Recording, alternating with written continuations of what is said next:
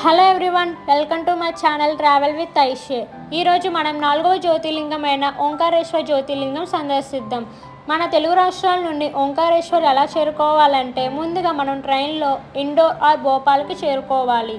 అక్కడ నుండి మీరు ప్రైవేట్ బస్సెస్ ఆర్ క్యాబ్ మాట్లాడుకోవచ్చు. లేదా ఇది ఇంకొక ఆప్షన్, మీరు ఉజ్జయిని జ్యోతిర్లింగం దర్శనం అయినాక అక్కడ హరిసిద్ధి మాత టెంపుల్ ఉంటుంది. ఆ టెంపుల్ ఆపోజిట్లో ఒక బడ్డీ షాప్ ఉంటుంది.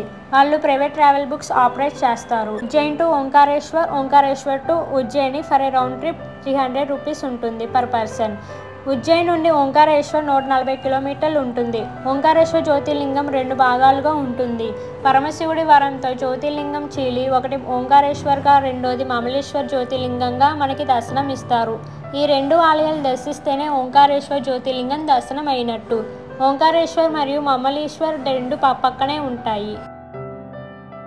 ఓంకారేశ్వర్ ఆలయం దగ్గర ఇక్కడ నర్మదా నది ప్రవహిస్తుంది. ఈ వీడియోలో ఉన్నదే నర్మదా రివర్.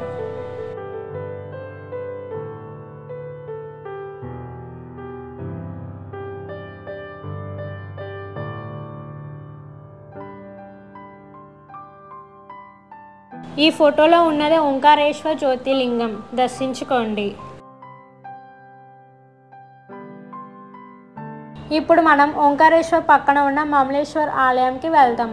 ఈ వీడియోలో ఉన్నదే మమలేశ్వర్ ఆలయం. ఈ ఆలయం చాలా పురాతనంగా ఉంది. ఈ 2 ఆలయాలు దర్శించుకుంటేనే ఒక జ్యోతిర్లింగం దర్శనం అయినట్టు.